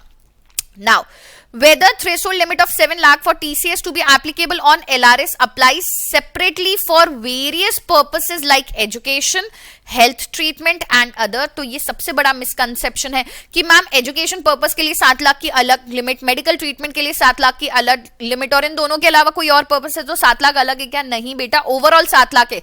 7 लाख से ऊपर होते ही आपके ऊपर टीसीएस एप्लीकेबल होगा अंडर दी डिफरेंट सर्कमस्टांसेस। जैसे इंडिया के बाहर सिर्फ पैसा भेज रहे हो एजुकेशन या मेडिकल के लिए तो 7 लाख से ऊपर होते ही 5%। ठीक है, ओवरऑल 7 लाख लिमिट है। ठीक है, सारे सोर्सेज जिसके रिस्पेक्ट में आप इंडिया के बाहर पैसा भेज रहे हो सबको मिला के एक ही लिमिट है 7 लाख। ठीक है, अगर आप इंडिया के बाहर पैसा भेज रहे हो लोन लेके तो 7 लाख के ऊपर 0.5% की रेट से टीसीएस एप्लीकेबल हो जाएगा। राइट, सो थ्रेशोल्ड लिमिट जो 7 लाख की है बेटा ये कंबाइंड है for applicability of TCS irrespective of the purpose of remittance. किसी भी पर्पस के लिए, किसी भी ठीक है XYZ रीजन के लिए आप पैसा भेज रहे हो, लिमिट 7 लाख एक ही है। ठीक है, now since there are different TCS rate on LRS for the first 6 months and the next 6 months, the threshold limit of 7 lakh for TCS to be applicable on LRS applies separately. अभी मैंने बताया कि बच्चे confuse होते हैं कि पहले 6 महीने के लिए 7 लाख अलग और बाद के 6 महीने के लिए 7 लाख अलग है क्या? नहीं, there is only single threshold limit, that is no, the threshold limit of 7 lakh for TCS to be applicable on LRS, that is liberalized remittance scheme, applies for the full financial year if the threshold has been exhausted. ठीक है, तो आपको क्या करना पड़ेगा? All the subsequent remittance under LRS whether in the first half और in the second half TCS applicable होके रहेगा। समझा क्या बॉस? चलो आ जाते हैं हम हमारे नेक्स्ट क्वेश्चन पे। So threshold of 7 lakh applicable on LRS applies separately for each remittance through different dealers. क्या डिफरेंट डीलर्स, जैसे जैसे डीलर्स अलग होंगे, मान लो एक बार आपने इंडिया के बाहर पैसा भेजा एजुकेशन पर्पस के लिए तो किसी डिफरेंट डीलर से भेजा, अब दूसरी बार आप किसी दूसरे डीलर के पास जा रहे हैं तो कैसे पता चलेगा दूसरे डीलर को कि आप पहले भी पैसा बेच चुके हैं और क्या वहां पे लिमिट जो है वो एग्जॉस्ट हुई थी नहीं हुई थी, ये कैसे पता चलेगा? If not, how authorized dealer know about earlier remittance through other authorized dealer? एक authorized dealer को दूसरे authorized dealer के द्वारा पहले इंडिया के बाहर भेजे गए पैसे पे कितना टीसीएस कलेक्ट किया है, कैसे पता चलेगा? तो इस केस में क्लैरिफाई करते कहा गया है कि ये जो 7 लाख की लिमिट है ना एलआरएस की, ये क्वा रेमिटर है एंड नॉट क्वा ऑथोराइज डीलर, कि इसकी इंफॉर्मेशन आपको रेमिटर से मिलेगी, ऑथोराइज डीलर से नहीं। क्योंकि अभी तक ये जो रियल टाइम की फैसिलिटी है ना for update of remittance under LRS by the remitter is under development by RBI. RBI काम कर रहा है इस पे। तो जितनी भी डिटेल्स हैं अर्लियर रेमिटेंस की, जो भी बंदा या बंदी इंडिया के बाहर पैसा भेज रहा है उसकी सारी डिटेल लिबरलाइज रेमिटेंस स्कीम के तहत जब भी वो किसी दूसरे ऑथराइज डीलर के पास जाएगा और इंडिया के बाहर वापस से पैसा भिजवाएगा तो उसकी रिस्पॉन्सिबिलिटी है कि वो ऑथराइज डीलर को एकदम true and correct information provide करे। और अगर ऑथराइज डीलर जो है सारी इंफॉर्मेशन जो है रेमिटर की सुन के वो प्रॉपरली टीसीएस कलेक्ट करता है तो वो असेसी इन डिफॉल्ट नहीं माना जाएगा। ठीक है, बट अगर किसी भी तरह की फॉल्स इंफॉर्मेशन रेमिटर ने प्रोवाइड की है तो उसके अगेंस्ट जो है स्ट्रिक्ट एंड अप्रोप्रिएट एक्शंस लिए जा सकते हैं। तो देखो Therefore, the details of earlier remittance under LRS by the remitter during the financial year taken by authorized dealer through an undertaking at the time of remittance. भाई undertaking, जब आप वापस से इंडिया के बाहर पैसा भेज रहे हो तो आपकी रिस्पॉन्सिबिलिटी है डीलर को बताओ पहले इतना भेजा था, उस पर इतना टीसीएस कलेक्ट हुआ था, ताकि वो जो थ्रेशोल्ड लिमिट है उसको मेजर कर सके कि पहले कितना गया था, क्या थ्रेशोल्ड लिमिट ब्रीच हुई थी या इस बार ब्रीच हो रही है. ठीक है. So if authorised dealer correctly collects the tax based on the information given in this understanding, वो असेसी इन डिफॉल्ट नहीं माना जाएगा. बट अगर किसी भी तरह की फॉल्स इंफॉर्मेशन प्रोवाइड की जाती है through the remitter, appropriate action taken against the remitter under the act. और यहां पे एक और फर्दर क्लैरिफाई किया जाता है कि सेम टाइप ऑफ मेथोडोलॉजी जो है seller of overseas tour package programme जो है वो भी क्या करेगा, अडॉप्ट करेगा. ठीक है. वो क्या करेगा, जो भी बायर है ओवरसीज टूर पैकेज प्रोग्राम का, उससे पूछेगा कि भाई आपने पहले कोई ओटीपीपी इस साल में लिया है क्या, लिया है तो कितने अमाउंट का था. ये सारी सेम मेथोडोलॉजी जो है एलआरएस की OTPP that is overseas tour package programme पे भी एप्लीकेबल होने वाली है. Right. Now my next point is threshold of ₹7 lakh for remittance under LRS for TCS to be applicable, while another threshold of 7 lakh for purchase of OTPP where the reduced rate of 5% of TCS applies. Does two threshold limit applies independently? जी हाँ. अब देखो यहाँ पे मैं आपको एक चीज समझा देती हूँ. LRS के रिस्पेक्ट में एक ही लिमिट है 7 लाख रुपए, चाहे आप एजुकेशन पर्पस के लिए दे रहे हो या आप मेडिकल ट्रीटमेंट के लिए दे रहे हो या XYZ किसी भी पर्पस के लिए आप इंडिया के बाहर पैसा भेज रहे हो. ठीक है. तो LRS अलग है and overseas tour package programme अलग है. तो जो 7 लाख की लिमिट है ना बेटा, 7 लाख की लिमिट LRS के लिए अलग है and overseas tour package programme के लिए देखो 1 अक्टूबर 2023 तक तो कोई लिमिट ही नहीं थी. उसके बाद लिमिट आई कि भाई 7 लाख तो 5% की रेट से कलेक्ट करेंगे और 7 लाख के ऊपर 20% की रेट से. तो ये जो लिमिट है दोनों की अलग अलग है. भाई लिबरलाइज रेमिटेंस स्कीम का मतलब है इंडिया के बाहर पैसा भिजवाना, ओटीपीपी का मतलब है इंडिया के बाहर जाने के लिए कोई ओवरसीज टूर पैकेज प्रोग्राम आप परचेज कर रहे हो. तो ये जो दो लिमिट है थ्रेशोल्ड, ये इंडिपेंडेंटली अप्लाई होती है. For LRS, threshold of 7 lakh applies to make TCS applicable. For OTPP, threshold of 7 lakh applies to determine the TCS rate at 5% or 20%, whatever is the case. Right? Moving on to next question. Now ये जो question answers हैं बेटा, ये सिर्फ आपको जो doubts आ सकते हैं उनको clarify कर रहे हैं. अगर मैं आपको बताऊं section number 206C subsection 1G में कोई amendment आया है क्या? कोई amendment नहीं है बेटा, ये सिर्फ clarification है. ठीक है. clarification की कहीं doubt आ सकता है तो ये question answers के through हम इसको पढ़ रहे हैं. डोंट कंसिडर कि ये हमारा अमेंडमेंट है, अमेंडमेंट नहीं है. ठीक है. So resident individual spend ₹3 lakh for the purpose of OTPP from foreign tour operator and remits money classified under LRS. ठीक है. There is no other remittance under the LRS और purchase of OTPP during the financial year. Is TCS applicable. अब देखो यहाँ पे ना आपको थोड़ा सा घुमाने की कोशिश कर रहा है, थोड़ा सा कंफ्यूज करने की कोशिश कर रहा है. कह रहा है कि भाई एक इंडिविजुअल ने 3 लाख रुपए खर्च करे ओवरसीज टूर पैकेज प्रोग्राम के लिए, किससे परचेज कर रहा है? वो फॉरेन टूर ऑपरेटर से परचेज कर रहा है और उसको पेमेंट करने के लिए उसने इंडिया के बाहर क्या करवा दिया, पैसा भिजवा दिया. तो क्या ये LRS है या OTPP है? तो सबसे पहली चीज जो है ओवरसीज टूर पैकेज प्रोग्राम जो है उसका क्या मतलब होता है ना. LRS के अंदर ही हमने OTPP के रिस्पेक्ट में पढ़ा है. तो जो TCS प्रोविजंस OTPP के लिए अप्लाई होते हैं वो TCS प्रोविजंस LRS के लिए अप्लाई नहीं होते हैं बेटा. ठीक है. तो purchase of overseas tour package programme के लिए जो 7 लाख की लिमिट है वो अप्लाई नहीं होती थी. ये तो हमने देखा कि 1 अक्टूबर 2023 के बाद अब 7 लाख देखेंगे जस्ट टू डिटरमाइन कि भाई 5% कलेक्ट करना है या 20% कलेक्ट करना है. ठीक है. सो TCS एप्लीकेबल होगा OTPP के बेसिस पे ही होगा. यहां पे हम ये नहीं करेंगे कि आपने फॉरेन टूर ऑपरेटर से कराया तो ये LRS है, आपने इंडिया के बाहर पैसा भिजवाया है. नहीं, भले फॉरेन टूर ऑपरेटर से लिया है बट लिया तो ओवरसीज टूर पैकेज प्रोग्राम ही है. सो वी विल अंडरस्टैंड कि okay if this money is less then 7 lakh 5% की रेट से हम TCS कलेक्ट करेंगे. Is this point clear? चलो. The next question is there are different rates for remittance under LRS for medical treatment, education purposes and for other purposes. What is the scope of remittance under LRS? अरे भाई scope का ये मतलब होता है कि अगर आप इंडिया के बाहर पैसा भिजवा रहे हो तो उनके कारण क्या क्या हो सकते हैं. तो अगर मेडिकल ट्रीटमेंट के लिए देखें तो भाई सिंपल सी है ना, लॉजिकली सोचो इंडिया के बाहर जाने के लिए जो ट्रैवल का खर्चा होगा, ठीक है, ट्रैवल टिकट्स का कॉस्ट होगा. अब कोई मरीज जा रहा है तो उसके साथ कोई अटेंडेंट भी जाएगा, वहां पे जाके मेडिकल का खर्चा, वहां पे आपके डे टू डे एक्सपेंसेस रहने करने का खर्चा. तो इस पर्पस के लिए आप इंडिया के बाहर पैसा रेमिट करवा सकते हो. अगर एजुकेशन की बात करें तो जो बंदा या बंदी इंडिया के बाहर पढ़ने के लिए जा रहे हैं उनकी ओवरसीज डेस्टिनेशन का जो फ्लाइट का टिकट होगा वो हो जाएगा, वहां पे एजुकेशनल इंस्टीट्यूशन की फी होगी और वहां के डे टू डे एक्सपेंसेस होंगे. Right. So make things simpler बेटा. बहुत सिंपल सा क्लैरिफिकेशन है जिसको हमें रीड करना है. समझ में आ गया तो ठीक है. देयर इज नो अमेंडमेंट इस सेक्शन में. I am repeatedly telling that. ठीक है. Okay. Now question number 8. Purchase of international travel ticket और hotel accommodation on stand alone basis is purchase of OTPP. तो हम यहाँ पे कहते हैं देखो ओवरसीज टूर पैकेज प्रोग्राम का क्या मतलब होता है. इंडिया के बाहर जाने के लिए आपने एक पैकेज बुक करवाया है जहां पे इंडिया से इंडिया के बाहर कहीं जाना, वहां से लैंड होने के बाद आपको अकोमोडेशन के लिए फैसिलिटी, वहां पे स्टे की फैसिलिटी, उस सिटी में जहां आप गए हो वहां पे ट्रैवल की फैसिलिटी, ये सारे बोर्डिंग लॉजिंग चार्जेस सब इंक्लूड करके एक पैकेज प्रोग्राम बनता है बेटा. ठीक है. तो उसको हम ओवरसीज टूर पैकेज प्रोग्राम कहते हैं.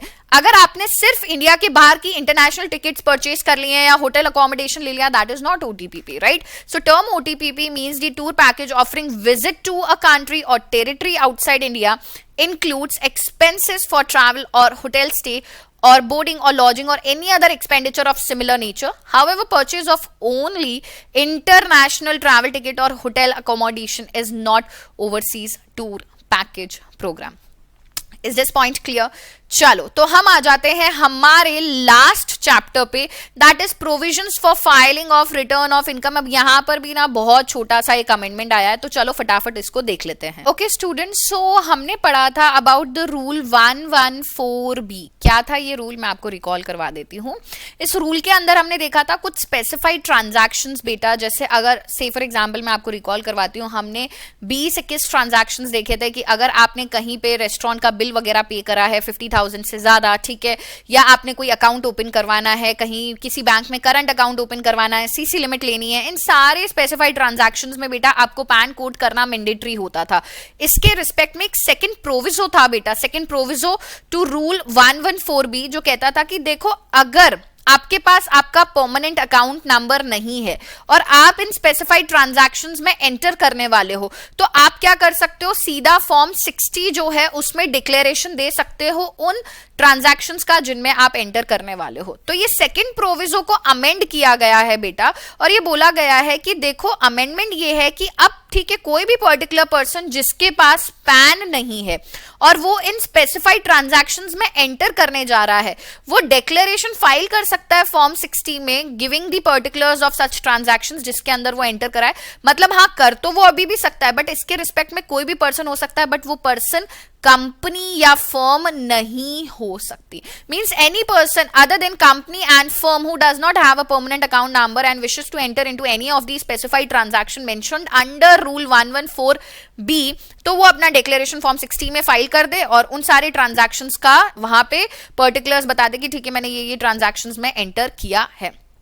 अच्छा, अब यहां पे अगर कोई फॉरेन कंपनी है बेटा, ठीक है, जिसकी कोई भी इनकम चार्जेबल टू टैक्स नहीं है इंडिया में, क्या बोला मैंने, कोई फॉरेन कंपनी, तो अभी अभी मैंने आपको बताया अमेंडमेंट आया है कि कोई भी पर्टिकुलर पर्सन जिसके पास पैन नहीं है इन स्पेसिफाइड ट्रांजैक्शंस में एंटर कर रहा है फॉर्म 60 फाइल कर सकता है, बट कंपनी और फर्म नहीं कर सकते. हाउएवर अगर कोई फॉरेन कंपनी है, कौन सी कंपनी, फॉरेन कंपनी, इंडिया में फॉरेन कंपनी है और वो पर्टिकुलर फॉरेन कंपनी के रिस्पेक्ट में कोई भी इनकम चार्जेबल टू टैक्स नहीं है इंडिया में, और उस पर्टिकुलर फॉरेन कंपनी के पास परमानेंट अकाउंट नंबर भी नहीं है, और वो फॉरेन कंपनी कुछ स्पेसिफाइड ट्रांजैक्शंस, कौन से specified transactions, opening an account other than time deposit और basic saving bank deposit account with the banking company और a cooperative bank, account open करवा रहे हो या आप FD करवा रहे हो, दैट इज टाइम डिपॉजिट ले रहे हो किसी बैंकिंग कंपनी के साथ, कोऑपरेटिव बैंक के साथ, पोस्ट ऑफिस के साथ, निधि कंपनी के साथ, नॉन बैंकिंग फाइनेंशियल कंपनीज के साथ, जिसका अमाउंट 50,000 से ज्यादा है या एग्रीगेट अमाउंट जो है 5 लाख से ज्यादा है, ठीक है, ड्यूरिंग अ फाइनेंशियल ईयर, तो उस केस में ऐसी फॉरेन कंपनी जिसकी कोई इनकम इंडिया में टैक्सेबल नहीं है और उसके पास पैन भी नहीं है और वो इन ट्रांजैक्शंस में एंटर कर रही है किधर, किसी इंटरनेशनल फाइनेंशियल सर्विस सेंटर के बैंकिंग यूनिट पे. यस, मैंने आपको कई बार बताया IFSC वही जो गांधीनगर में लोकेटेड है बेटा, इंटरनेशनल फाइनेंशियल सर्विस सेंटर में लोकेटेड जितने भी बैंक या कोऑपरेटिव बैंक है जहां पे आपने कोई अकाउंट ओपन करवाया अदर देन टाइम डिपॉजिट या बेसिक सेविंग बैंक अकाउंट किसी बैंकिंग कंपनी या कोऑपरेटिव बैंक के साथ, जो कहां लोकेटेड है, IFSC में, तो वो फॉरेन कंपनी भी बेटा अपना डिक्लेरेशन फॉर्म 60 में फाइल कर सकती है. तो अगर इस पर्टिकुलर अमेंडमेंट को रिकॉल करवाऊं, जनरली पैन आपको कोट करना मैंडेटरी होता है इन respect of transactions mentioned under rule 114B। But यहाँ पे सेकंड प्रोविजो है उसको अमेंड किया गया और बोला गया कि हर वो पर्सन जिसके पास पैन नहीं है और वो स्पेसिफाइड ट्रांजैक्शन में एंटर कर रहा है वो फॉर्म 60 में अपना डिक्लेरेशन जो फाइल कर सकता है और कह सकता है कि मैंने ये ट्रांजैक्शंस एंटर करे हैं, बट ऐसा कंपनी और फर्म नहीं कर सकती। बट यहाँ पर भी फॉरेन कंपनी को रिलैक्सेशन दिया गया कि वो फॉरेन कंपनी जो इंडिया में किसी भी इनकम पे टैक्स देने के लिए चार्जेबल नहीं है और उसके पास परमानेंट अकाउंट नंबर नहीं है और वो आईएफएससी में लोकेटेड किसी बैंकिंग कंपनी या कोऑपरेटिव बैंक के साथ अपना कोई अकाउंट ओपन करवा रही है जो कि टाइम डिपॉजिट या बेसिक सेविंग बैंक अकाउंट नहीं होना चाहिए, ठीक है, या आपने कोई टाइम डिपॉजिट लिए किसी बैंकिंग कंपनी या कोऑपरेटिव बैंक के साथ, किसी पोस्ट ऑफिस के साथ, किसी निधि कंपनी के साथ या एनबीएफसी के साथ, तो उस पर्टिकुलर केस में वो फॉरेन कंपनी भी अपना डिक्लेरेशन फॉर्म 60 में फाइल कर सकती है, ठीक है। तो ये एक एक्सेप्शनल सिचुएशन हो गई only for the foreign company. इसके अलावा कोई भी कंपनी या कोई भी फर्म जो है उसको ये रिलैक्सेशन नहीं दी है फॉर्म 60 को फाइल करके स्पेसिफाइड ट्रांजैक्शन में एंटर करने की without coating the permanent account number. Now similar kind of amendment बेटा यहां पर रूल 114BA में एंड रूल 114BB में आया है। अब ये क्या थे रूल्स, तो मैं आपको रिकॉल करवा देती हूँ। देखो रूल 114BA जो था ना वो ये रूल था कि अगर आप 20 लाख रुपए से ज्यादा का पैसा डिपॉजिट करवा रहे हो एक या एक से ज्यादा अकाउंट में जो आपके मेंटेन है किसी बैंक के साथ, किसी कोऑपरेटिव बैंक के साथ, या 20 लाख से ज्यादा का पैसा आप विड्रॉ करवा रहे हो या आप अकाउंट ओपन करवा रहे हो, तो उस केस में आपको परमानेंट अकाउंट नंबर के लिए उन ट्रांजैक्शंस में एंटर होने से 7 दिन पहले अप्लाई कर देना है, ऐसा 114BA बोलता है। एंड 114BB भी कहता है कि ये सारे ट्रांजैक्शंस में जो आप एंटर करने वाले हो, कौन से ट्रांजैक्शन, 20 लाख से ज्यादा का पैसा डिपॉजिट करना, विड्रॉ करवाना, अकाउंट ओपन करवाना, कैश क्रेडिट एक्सेट्रा एक्सेट्रा, इसके रिस्पेक्ट में आपको परमानेंट अकाउंट नंबर के साथ साथ आधार भी कोट करना होता है, ठीक है। तो इस केस में अमेंडमेंट लाया गया है। तो विद इफेक्ट फ्रॉम 10 अक्टूबर 2023 क्या बोला जा रहा है, persons not required to apply या कोट पैन इन केस, अगर वो पर्टिकुलर पर्सन, ठीक है, क्या है, कोई नॉन रेसिडेंट है या कोई फॉरेन कंपनी है जो इस टाइप के ट्रांजैक्शंस में दैट इज कैश डिपॉजिट करवा रही है, विड्रॉ करवा रही है या अपना करंट अकाउंट ओपन करवा रही है other than cash credit, is a non resident और इट्स अ फॉरेन कंपनी जो इन सारे ट्रांजैक्शंस में आईएफएससी के अंदर एंटर कर रही है। मतलब ये सारे ट्रांजैक्शंस वो किसी ऐसे बैंकिंग कंपनी, किसी कोऑपरेटिव बैंक, किसी पोस्ट ऑफिस जो आईएफएससी में लोकेटेड है उसके साथ एंटर कर रही है, तो उस पर्टिकुलर केस में उस फॉरेन कंपनी को या नॉन रेसिडेंट को पैन कोट करना मैंडेटरी, पैन के लिए अप्लाई करना या कोट करना मैंडेटरी नहीं है, प्रोवाइडेड वो नॉन रेसिडेंट या फॉरेन कंपनी की कोई भी इनकम इंडिया में चार्जेबल टू टैक्स नहीं होनी चाहिए। So with this we wind up all the amendments that were there, all the statutory updates applicable for May 2024 CA intermediate examinations. I hope these amendments are clear to everybody. So with this we wind up this session. Thank you so much students. Jai Shri Sham.